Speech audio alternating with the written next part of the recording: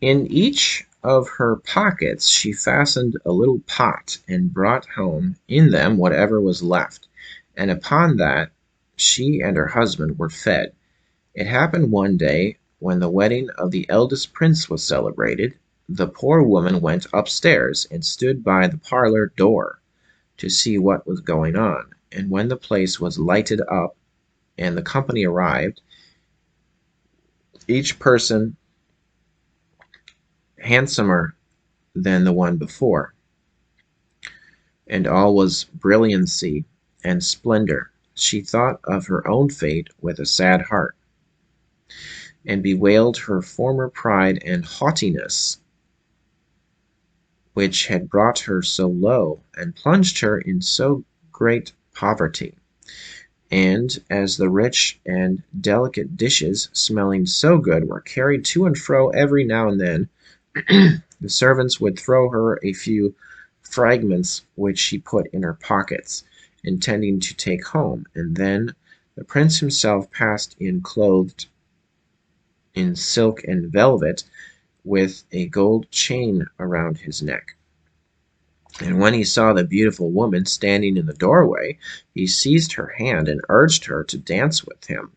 But she refused, all trembling, for she saw it was King Thrushbeard, who had come to court her, whom she had turned away with mocking.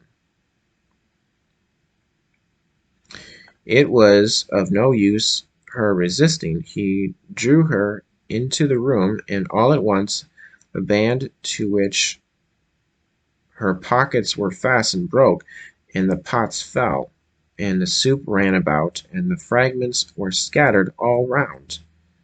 And when the people saw that, there was great laughter and mocking, and she felt so ashamed that she wished herself 1,000 fathoms under ground. She rushed to the door to fly from the place, when a man caught her just on the steps, and when she looked at him, it was King Thrushbeard again. He said to her in a kind tone, "Do not be afraid. I and the beggar man with whom you lived in the wretched little hut are one.